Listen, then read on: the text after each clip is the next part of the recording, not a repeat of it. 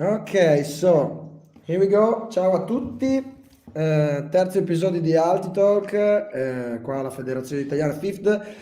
È lieta di presentarvi il mitico, the only one, the famous, not the infamous like Davide, but the famous uh, Goose Elton, player from Ring of Fire, and it has been one of the most relentless and most winning guy from USA Ultimate in the last, I think, 20 years. I mean, I started playing 15 years ago and I was already hearing about you. So, Goose, how's it going? Good to see you, good to hear you, and welcome to Auto Talk. Thank you. Great to be here. Thanks for having me. So, how's it going? How is it going? Like your ultimate life right now? For everyone listening, Goose is gonna play with La Fotta in Cincinnati this summer. Goose giocherà con noi quest'estate per chi ha visto il roster della Fotta. E quindi niente, gli chiediamo come sta andando la preparazione. How's going the journey to the Worlds? How do you prepare for Worlds? What's your recipe? Well, depending on how much your audience is paying attention to US Ultimate, they'll probably be familiar with the fact that the AUDL season starts in April and goes through most of the summer, and then club starts a little after that. So, I'm going to be already in like tip-top sort of playing shape as a result of having to prepare for the AUDL season. And I also just had World Games tryouts, so I had to be, pretty prepared for that. The first thing that I'm going to do with La Fota is come and practice in April. I'm really excited about that. I've never been to Italy before. Yeah. So first of all, you're gonna have a nice welcome here in Italy. You're gonna have fun. First time is always a fantastic time here in Italy. And so a question I always ask, I asked to Jimmy last year, and I will ask you too. You're preparing for AUDL now, so what are your preferences? AUDL or USAR Ultimate? That's tough. There are things I really like about both of them. I probably prefer the self-officiation of Club Ultimate, and I certainly prefer the field size of Club Ultimate. But one of the things I love about the ADL is I get to play, I get to have home games. And so I get to have like friends and family come and watch me play. And that very rarely happens, as everyone knows who plays Club Ultimate at club events. And those are typically, pretty special events. Yeah, Like for sure. a bunch of people supporting you. From here, from Europe, we always say when we see some AUDL highlight, we are starstruck by the width of the field. Because I mean, you can play zone, I guess, because it's super tough. Yeah, you have to be creative with how you play zone. Yeah. I saw. I mean, everybody saw some highlights, and there have been in those years there have been a few creative ways to get out of some double team because double team is allowed, right, in the UDL. Yes. So yeah, I guess some of the solution they chose was just to be more spectacular, more like a broadcasting sport type, instead of more like pro play like the club season. I'm gonna just wrap it up for the Italian viewer. Niente, Goose ha detto che a lui piacciono entrambe, piace l'AUDL, piace il club, la season di club, e perché ha detto che nella club season gli piace il campo, gli piace il fatto che sia autoarbitrato, mentre invece in AUDL gli piace il fatto che comunque ci siano partite in casa, ci ci siano gli spettatori, che sia una cosa insomma trasmessa, che la gente che lui conosce, amici, familiari possono seguire.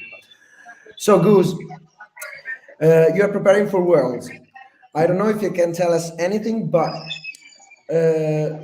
first of all, do you feel ready? Are you ready to go and race for another goal, or yeah? Yeah, yeah, What's the plan there? Go there and win it all. yeah. I mean, I think when I've talked with the coaches of Lakota, as well as Davide, they all have the highest ambitions. They want to win the whole thing, and from the outside looking in, I don't see any reason why they couldn't. A lot of people look at the American teams and think that they're the top talent, but that while that's often the case, it's not like there's a big gap between the United States and some of the other the best teams, like the best teams in Europe, Australia, and Japan. Like that gap is very small. So yeah, I'm really excited. I think the roster of Lakota is very strong, and I'm really excited to get integrated into that team.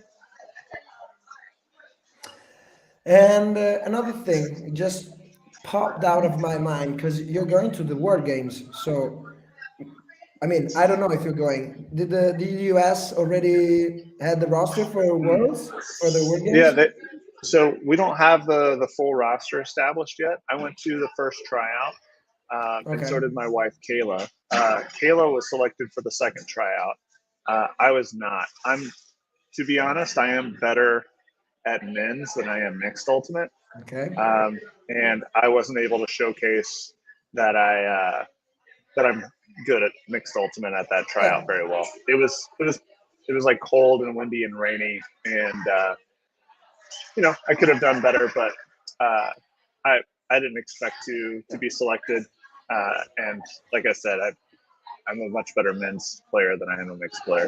Don't worry, Goose. You're gonna go. You're gonna come back to your house with the gold, and it's coming from Cincinnati. We're gonna set this straight, okay? And All right. also, the question is your wife Kayla going to play World Games 4 against 4, two men's and two women, or is gonna be 7 against 7? It's 7 against 7. Okay, so Yeah. it's still normal frisbee. What do you think about the solution they wanted to adapt for the Olympics? What about this 4 against 4, 2 and 2, the smaller I pitch? I I guess don't you saw I don't the think I showcase. love. Yeah, I don't like that very much. I prefer to see it played as a beach game if they're gonna make it a smaller roster team. I personally love Beach Ultimate. I was really sad that WBUC or WCBU or whatever they call it these days was canceled this year. I was really excited to be on that men's team. Beach is maybe my favorite ultimate.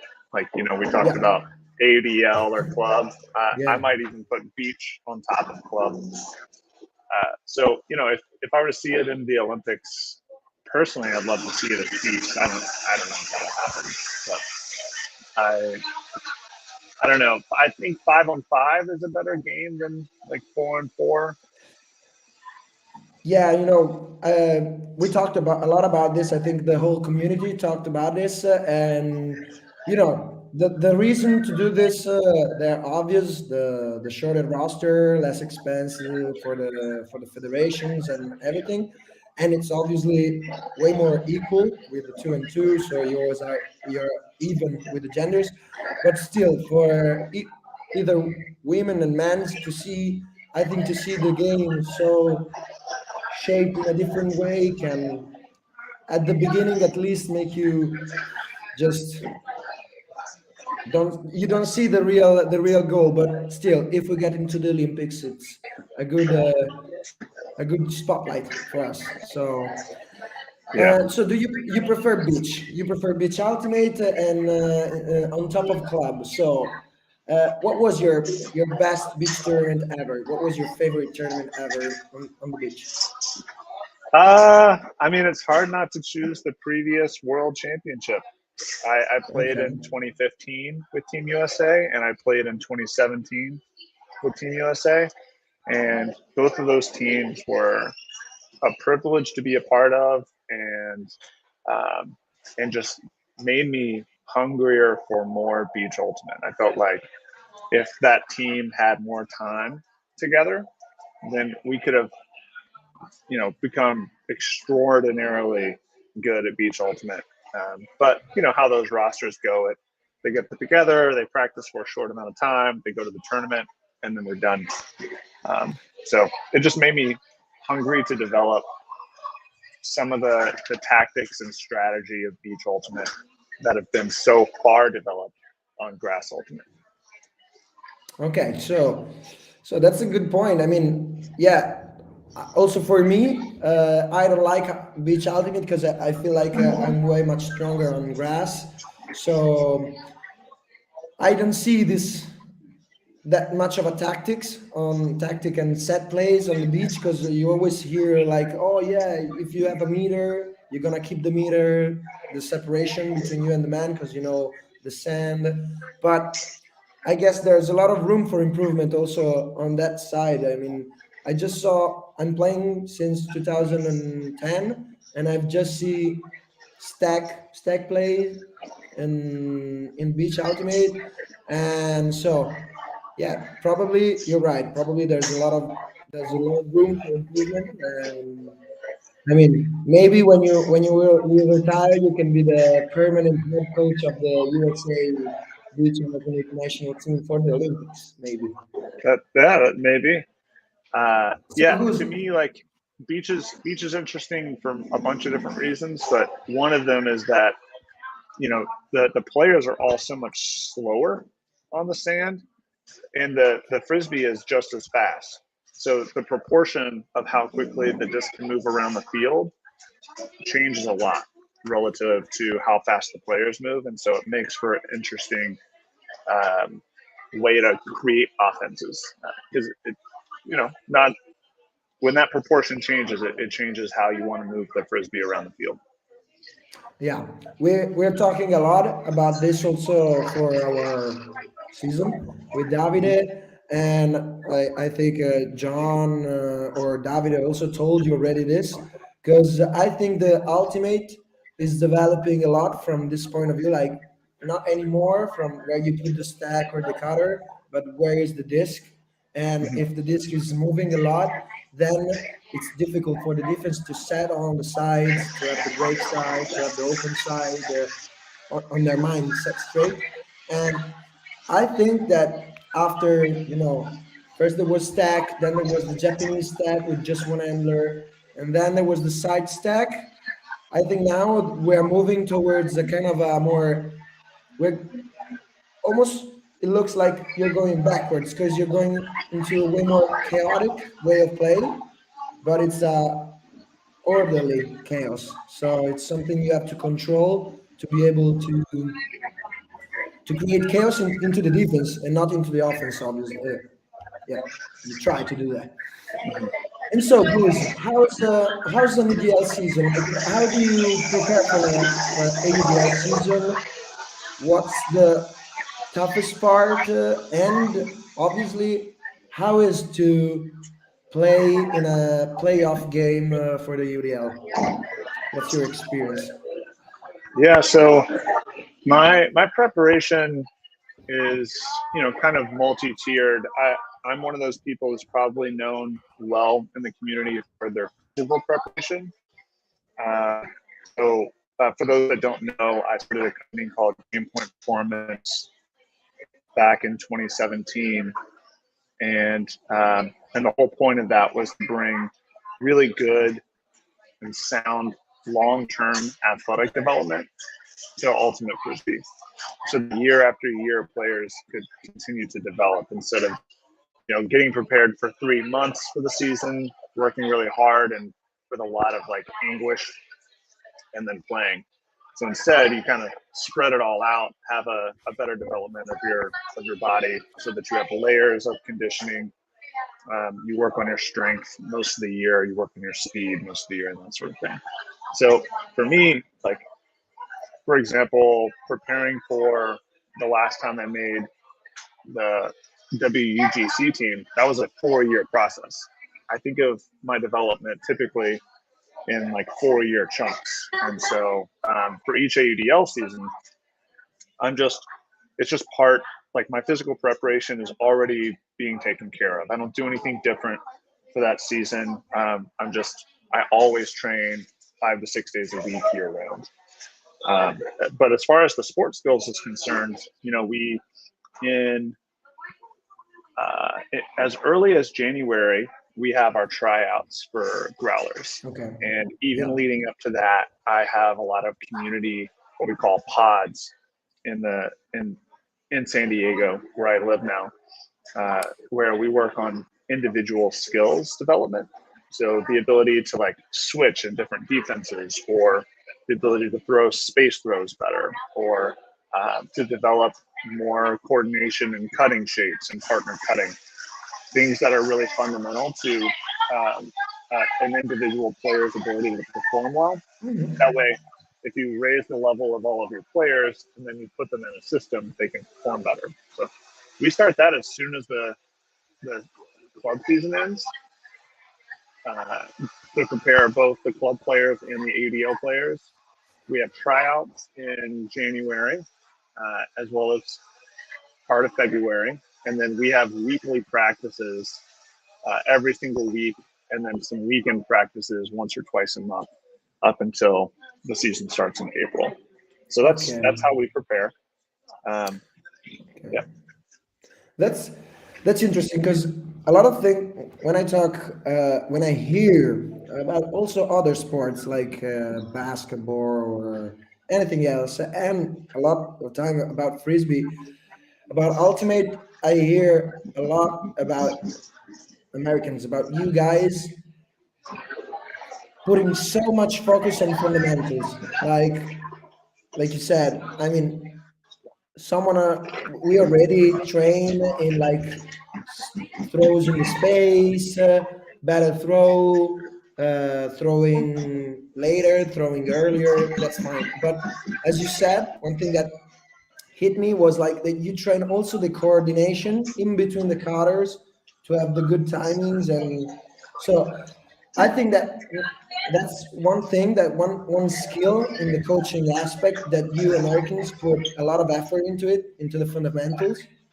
And it's something that I think that gives you that little difference in the tough moments, because you are already physically present, like the average. You are Goose. It's huge for those who don't know. But yeah, on the average, you are taller and bigger. So I guess that fundamentals are the perfect thing to get perfect, so you can really perform into the clutch moments. Because I mean, that's it. The fundamentals make the difference into the in the clutch moments, not in the easy moments. So uh, that's crazy. And also the thing that you said, you already think 4 years, in 4 years. Uh, I mean, I feel now that I hear that, I feel honored to play with a guy like you, like that put so much effort into focusing and scheduling on 4 years space time. Because I mean, it's a super effort in a sport that it's not a pro sport. It's a semi-pro sport. So we always have to remember that it's us that put the effort. It's us that try to put less money possible, but still try to do the best we can. Because I mean, playing is fun, but winning is always a bit better. So Goose, I play against you in a 2017 US Open game. It was the second day, I think, second game in a row. And I remember the game was pretty tough. It was maybe the best game we had, but you guys just pushed us back as we tried to chase you. And I remember that I was like surprised by how how good was the cutting space. and the clearing space you use. And that's the thing that I always see in American teams, that they use the space really good. And so what do you think is the best way to train and to coach the cutting space? Because as a coach, I always have a hard time teaching girls and guys to not run on like trails, like trains, on rails that go this way, and then you stop and you go back, and then you stop and you go back. So how do you train this? How do you make the players understand that there's no trails, there's no rails, there's no setting run, but it's always changing, it's always different? Yeah, I think each team may teach it a little bit differently, but a lot of the top teams teach the same sort of concept. And so there are a couple ways to think about it. One is that when you have the playing field, every person has a particular weight, and the frisbee also has a weight to it. And so if you think of it as like, you've got a playing field that has actual weight to it, and the disc is over here, then it's going to tilt everything that direction. And if all of the people also go toward the frisbee, then the whole thing tilts too far. And you want to even balance the weights so that it's nice and flat. So one of the ways that you can do that is by making sure that if the disc is over here, you've got this big playing field, that all of the space in front of the frisbee is available for one or two cutters to go into. But if you already have two people there, a lot of times they need to leave that space so that people can go into that space actively with defenders who are not already well positioned on them. So I've heard people use the weight analogy, which I think is helps people visualize how to manage the field space. But the simpler explanation is, whenever the disc swings to one part of the field, the people who are right in front of the disc, they need to be active, whether that means they're actively trying to get the disc or they're actively trying to clear out of the way. Yeah. That's cool. The weight thing, I never heard it. It's a good point of view. It's a good way of thinking. I mean, yeah. We always say you guys think in different way from us, and you can tell this from the example you did. I mean, the thing about the weight is also it can be super useful for beginners, because you understand way better, like to gravitate towards the disc, like he has a weight, an actual weight. And that's cool. That's really cool. I never thought about this that way, but yeah, that could be super helpful. And so, Goose, always I'm gonna just pick in your brain all these nice coaching tips that you have. I also follow your page on Instagram, your physical preparation page. What's the name? I don't want to make mistakes. So what's the Game Point Performance. Game Point Performance. So per tutti quelli che vogliono qualche spunto, Game Point Performance è la pagina di Goose. Lui si occupa di preparazione atletica, lo fa da tanti anni, e quella pagina lì è ottima perché vi fa vedere come preparano gli atleti migliori americani. And so Game Point Performance is a super page. I saw it skyrocket after you found it, after you started, and I saw that throughout all the programs, all the physical preparation programs, I see that the lunges are one of the fundamentals of frisbee. I mean, we got to hit hard on those lunges. And what's another way? Like, what are the basic thing? Like, how can we help like a beginner player, like that he wants to build a bit of muscle and to build a bit of endurance? What are the fundamentals exercise that you would suggest to someone who's starting frisbee or just started and wants to go at the next level?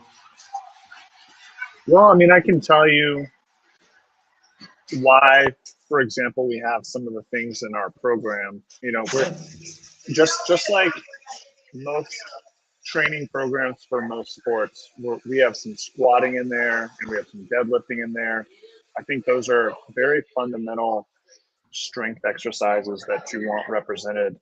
You know, squatting, if you watch somebody decelerate in a sport, especially like ultimate, and you watch them run and dig their heels in, uh, their body position looks just like a squat. And so, you know, having that strength to be able to accelerate so that you can change direction and go somewhere else without facing any risk of injury. I mean, that's a great reason right there, just to even get strong at squatting. Um, you see these patterns, these movement patterns um, that all over the field that we try to represent somehow in the weight room, and it's not intended to be sports specific so much as it is intended to just be like human movement specific, right? We need to be able to have those patterns in order for us to manage gravity really well and to manage momentum really well. Deadlifting is one of those things. Single leg squats of various sorts, like you mentioned, lunges are kind of a variation of single leg squats. Like a split squat and a lunge are the same. The only difference is one, your foot is moving. One foot is moving. That's the difference in a split squat and a lunge. Right. Yeah. So all of those things are really important. You know, one of the things that I think makes there are a lot of things that make our program really unique, but one of the things that I think makes it really unique is that we ask people to sprint year round. You know, there's some evidence in you know the study of physiology to suggest that some uh, physical traits last longer than others. So uh, right now, it's understood to believe it's understood that like conditioning lasts about 30 days. So if you establish conditioning, those adaptations will last about 30 days. Um, Maximum strength will last about 30 days. Strength endurance will last about 15 days, and speed will only last like 3 to 5 days. So if you're not attending to speed, you're going to see it decline, and that's one of the reasons our program has it, you know, every week, oftentimes more than once a week. And you know, if you were to go study somebody who runs track and field in short distances, you would see the same thing. They're not going to just go run their, you know, 100-yard dash, for example, once a week. That's just not enough. They're also not going to do it every day. That's too much. So, you know, we want people to get strong, but we want them to integrate that strength into their ability to move on the field. So, you know, if you just get strong, that there's not a lot of use to that in frisbee. We don't need to look like football players because we're not running into each other. We don't need the body armor, but you do need the strength so that you can rapidly decelerate and accelerate, so that you can land from a jump safely. So that if somebody does lay out into you, you've got a little bit of variability, a little bit of wiggle room, so that you know you're not immediately injured by it. So I think that's the big thing is like as you work out and get strong, you should simultaneously also be making sure during that same week that you're also sprinting and that you're doing some level of agility so that you don't get, you know, 10 kilograms heavier and then several months later start sprinting for the first time or changing directions for the first time. That's a good recipe for getting injured. Okay, so I know another guy who has the same philosophy of sprinting the whole year round and jumping the whole year round is Yeah. obviously Davide. Davide Davide is always jumping and sprinting too, and I mean he has is 37 years old and it's still playing. So I guess the recipe you just told us can be pretty truthful. Oh, And he's young. I'm yeah, 38. you're 38. Oh, well, you see, that's the difference. That's the difference, Goose. You're doing this and you're doing it with, I think, a little more grain of salt in your head, because Davide is a bit, is not falling apart, but we need to keep him all together. But yeah, as you said, you're 38, and as I said before, you're pretty fit and pretty fast, as I saw you play. And Goose, with the COVID and the pandemic, everyone lost the years and the date. But if I'm not wrong, you are the actually reigning champions, right? With the rings. Uh, What was the year ring previous? With the Ring of Fire? with Ring of Did you? Fire. Oh, I so the last 2 years I've played with the San Diego with the SoCal Condors. The con? Oh, okay, okay. I Yep. didn't know So because because I moved to oh San yeah. Diego, Okay, right. and I moved here in late 2017. So I played with Raleigh in 2017 and 2018. As you remember, Okay. we played each other in 2017 at US Open, and then in 2018, Yeah. I played against Lafota at WUCC Yeah. Exactly. With Ring. with Ring. That's right, and that was Yeah. my last Exactly. year playing with Ring. But yes, in 2021, Ring of Fire finally won a national championship, which is I'm so happy for them, especially because they've been uh, getting to the semifinals for like 6 or 7 years straight. Yeah. That's that's a lot. That looks a lot like us in Europe, because we have this bad bad tradition of Clapham. letting Clapham going into finals, after finals. But at least now we're trying to give them something to chew on. Okay, so Goose, so you play with the Relay Flyers in UDL, and I mean, I don't know what was your involvement in the coaching there, but as I saw the UDL growing and the teams coming way more together, I can tell from here, from Italy, that Relay the Flyers really improved. Like the first year, they were like, okay, they have some cool guys, but that's it. And now you can really tell that if you look at some plays, at some highlights, at some games, you can really see sprinting, cutting, throwing, like super sharp and neat. Like, I don't know, is it is something that you put the focus on, or you just go there and play? Yeah, I can tell you, I think it boils down to a handful of things. First of all, the Raleigh area, did a tremendous job uh, teaching ultimate to high school age kids, uh, and then continuing those same sort of fundamentals and strategies into college. And then a lot of those players leave the college teams and play with teams like the Raleigh Flyers and Ring of Fire. So I remember uh, this past year, Jack Williams, who is not old, he's like 27, I think, something like that. He's in his prime. He was on the oldest side of the players on Ring of Fire because Okay. they have so many young players, which is really cool for them. I know another element that helps them is, they do the GPP warm ups and they do Game Point Performance is one of their sponsors, so we provide their strength and conditioning and sprint training. Yeah, Yeah, I change mean, the direction. 1 + 1 makes two, eh? Yeah, so I think that helps them out.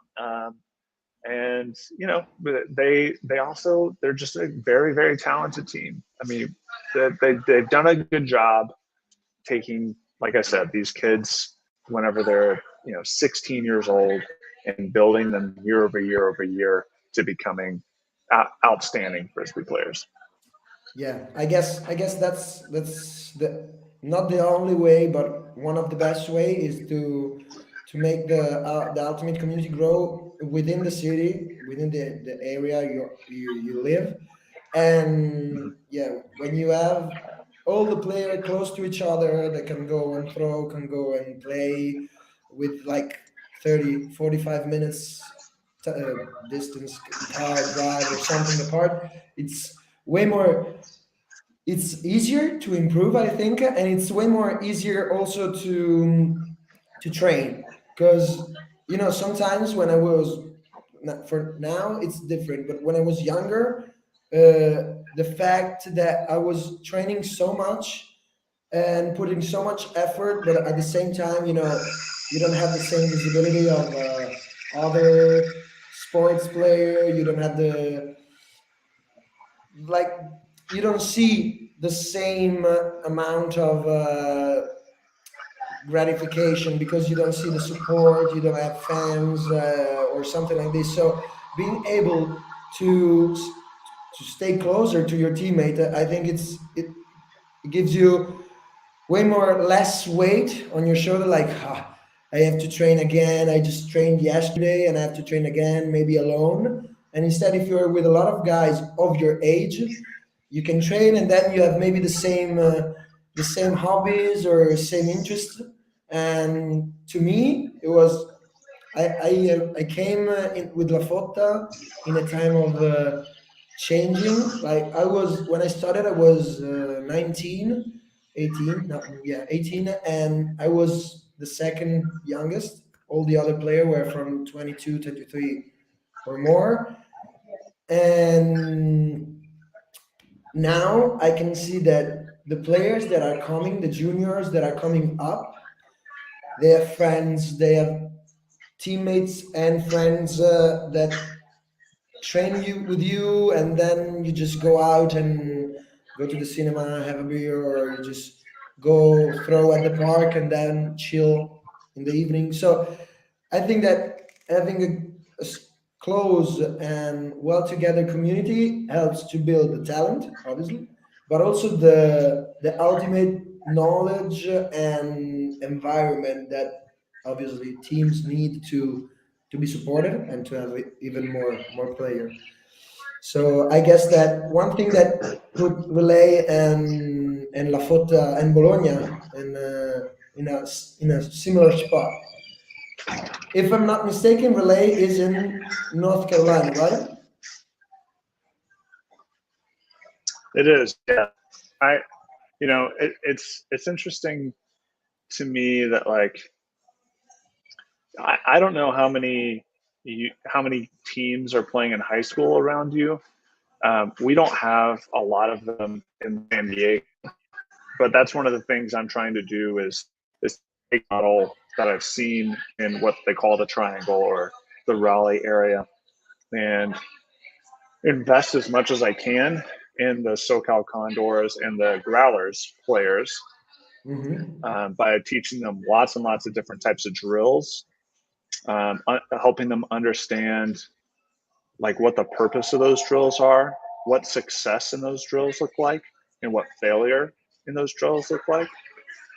After you do the drill, we stop and we all talk about the drill. And people mention, like, what did they learn from the drill that they think will help them in a game of Ultimate? Did they learn something new from it, even if drill isn't new?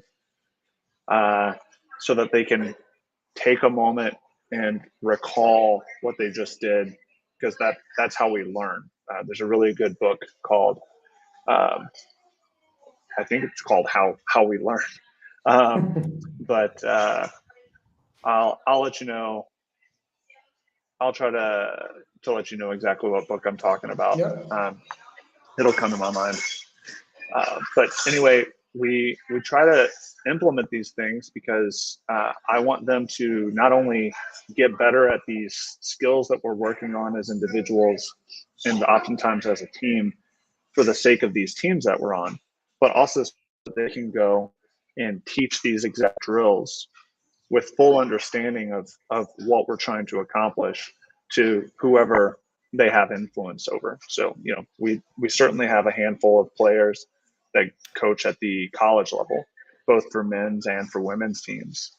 And I'd like to see us get to the point where we have more and more of the players at the high school level.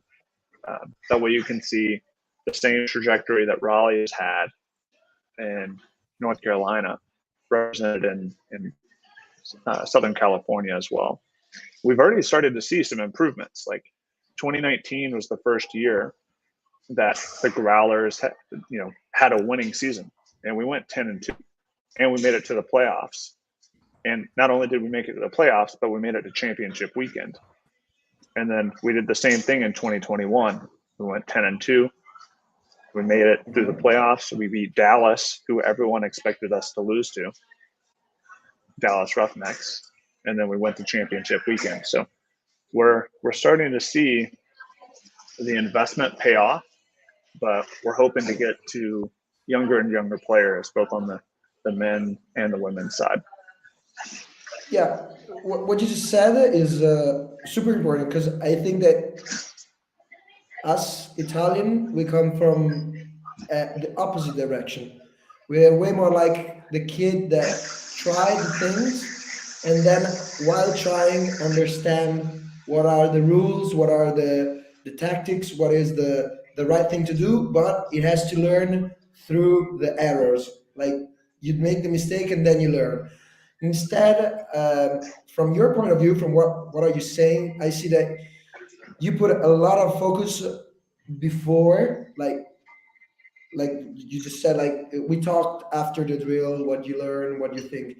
So you tell, I guess you tell the guys like we're gonna do the drill and then we're gonna talk about it. So the guys, I mean, I put myself in the same spot. I imagine myself there. If someone tells me like, okay, we're gonna do this drill and then we're gonna talk about it, I'm gonna focus way much more on what I'm doing, what I did best and what I did not best, and not at my best, and talking with the others really open your mind from other point of view, like you just did with the weight thing of the pitch.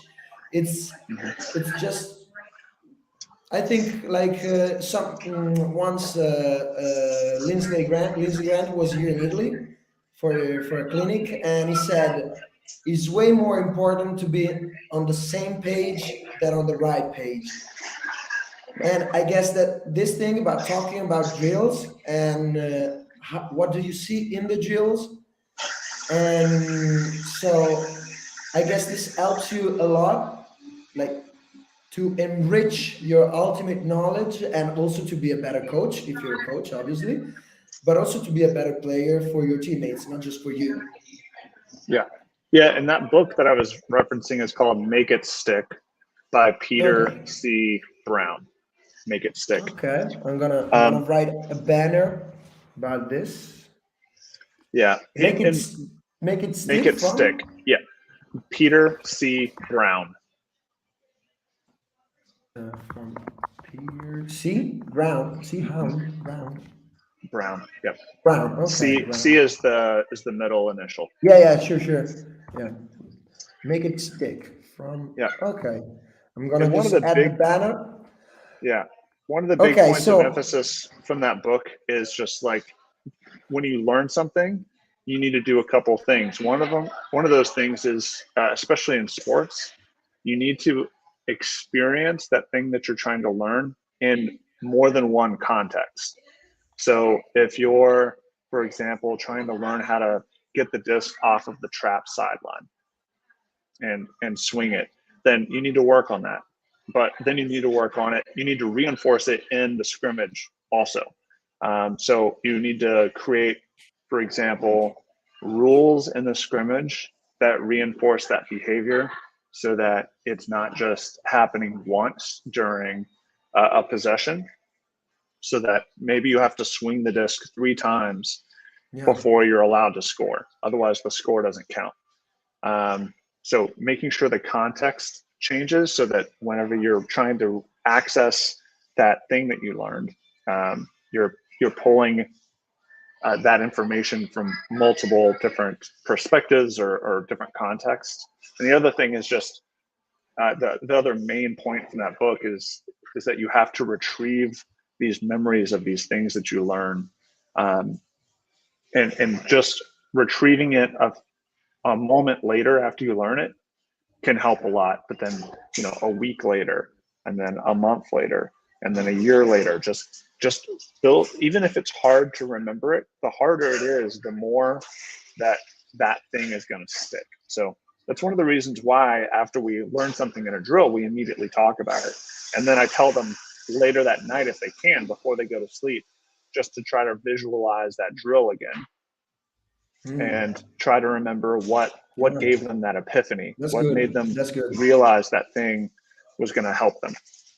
Yeah, that's super good. I mean, yeah, we have one question from the comments, but before going there, we will change a bit of argument. But I'm going to ask you another thing about trainings. One thing I'm discovering, and I always thought about this, is it is tough to train in a team. Also, because maybe you train, you do a lot of scrimmage.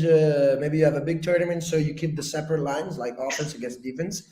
But it's tough at the end after 3, 4, 5 years that you play together, because it looks like the defense doesn't defend at 100%, but because he knows so well the opponent, because it's not an opponent, it's just your teammate. So what can be a solution to avoid like getting used to the players of your team, and then so you don't push at the 100% just because you already know what they're gonna do? Like, someone is guarding me, they're gonna probably cover me deep instead of under, even if I go under for the first cut. So what is your point of view on this? Yeah, I think that there are a handful of ways of intervening in those patterns that develop. There's one of the ways that we start some of our practices is what we call make it, don't take it. And so we'll play 3-on-3 or 4-on-4, where the offense, it doesn't have to be an offensive line, but whoever's on offense, we just throw a disc out there, they take it, they try to go down and score. And if they score, or if they turn it over, it doesn't matter. They have to run back to the starting point about half field, maybe a little farther, and play defense. And so it ingrains in the player, only you have to play defense as high effort as possible when already a little bit tired because you just tried to work to score. But that at any moment, you may have to play defense. Somebody might turn it over, and there's no time to assign blame or something like that. In fact, with this, obviously, even if you do score, even if you are successful, it doesn't matter. You have to flip that switch and immediately go play defense. It also helps with a couple of other things, because as you might imagine, if you're playing 4-on-4, only one player is going to catch it in the end zone, and there might only be one player in the end zone. So all the other 3 players have to run back, play defense on the next 4 that are coming out, and coordinate who they're going to take, knowing the person who just scored is going to be last. And so there's a little bit of switching, and a little bit of game IQ that comes into play. So I think that's a useful drill for that. There are other couple of things that I can think of that would help. One of them is intentionally taking players who you think have a lot of potential and putting them on the other line early in the season. So this could be where you've got a really good defensive player. Maybe here's a good example. You can think of one of your defenders who's really athletic, who almost always wins in the air, right? And you could easily conceive of them as being a really good deep receiver as well, but they're just not that good at offensive skills. So what you could do is you could take them, put them on the O-line early in the season. You might even know that they're not going to stay on the O-line, but you could put them on the O-line, and then you end up with a more complete player. You could do the same thing with somebody from the O-line and put them over on defense, because they need to work, they need to refine their defensive skills, because the O-line's going to turn it over every once in a while. And if the O-line isn't hungry to get the disc back, and I think that's really common, is what happens is like O-lines get complacent, and when they turn the disc over, they don't work hard enough to get the disc back. Yeah. By infusing those players, it's up to the defense mistakes. It's up to the defense mistake, because the defense also, it's not that good with the disc. So you see, right? The defense is not good with the disc enough to score, but the offense it shouldn't be good enough to defend. So right. And this is where a lot of teams who could be really, really good oftentimes fall short, because with the O-line, they turn it over and they're accustomed to getting the disc back, because they think that the offense, the defensive offense, the offense won't be capable for it, right? And so they don't have to get the disc back. They just have to put a little bit of pressure on them and wait for them to turn it over. But that doesn't happen on really good teams. That doesn't happen at the highest level. Those offenses are likely going to score. So you have to put a ton of pressure. You have to get the block. So taking players and strategically putting them on the other line at different parts of the season can really make them work harder. Sometimes it makes players feel like they have to earn their spot back. And even if that's not the intent, for some players that helps. They lights a fire under them to work harder. So they're like, I actually really want to be on the O-line. The only way I can do that is by playing really well on this defensive line. I have to prove that I can do it. Defense and offense, sure. Right. Okay. And then obviously the end result is that if you put those players back on their respective lines, then they're able to do their job better. So in the example of your top defender going to play offense, when you bring him back over to defense, all of a sudden, if he's a really capable thrower and able to reset the disc really well, your offense is going to score more often. Yeah. Yeah, that's true. Now, you basically just create more all-around players that are basically the new way of visualize an ultimate player. Because when I started playing, it was like cutter, handler, handles. And now, as we see in other sports, like you see basketball, the big guys shooting threes, and for us, it's the same. Having cutter, hacking perfect discs, or having handlers that just bolt throughout the whole pitch and just score deep. So yeah, I mean, we're evolving as sports are evolving all around the world, and I guess this is a super cool way of training this aspect, and also, like you said, psychologically also gives something new to think about it at the players. Like, or wait, I was in offense and now I'm in defense. Is it better? Is it worse? Wait, I was in defense and now in offense. Maybe I got better and I didn't know it. So yeah, players really think about this stuff. Anyway, Goose, now last question before letting you go, and finally you can sip your coffee with all the tranquility. One of our viewer asked, you said it before, pretty like talking about other stuff, but how was it one of your week type? Like, how is scheduled your week? Like, how many times do you train? And what are the trainings like? Gym, pitch, throws?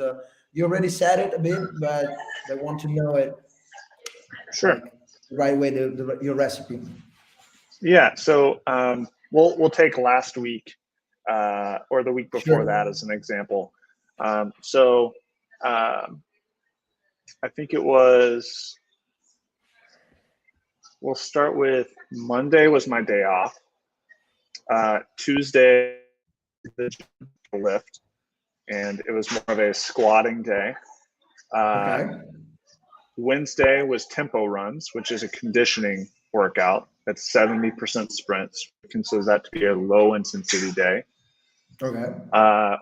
Thursday, I got to practice early. I had practice that night and did my field workout before practice. So that involved, about 10 sprints. It involved 3 change of direction drills. It involved some jumping. And then there's typically a conditioning portion at the end of that field workout, but because I had practice, I just used practice for the rest of the conditioning. Yeah, sure. Then the next day, I did another low intensity conditioning drill.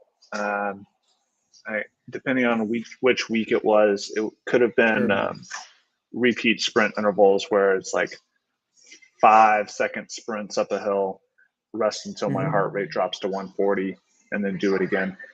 And then Saturday was a lift. So typically my week looks like 2 lifts, 2 conditioning days, low intensity conditioning days. So they're not really, really hard conditioning. They're lower intensity.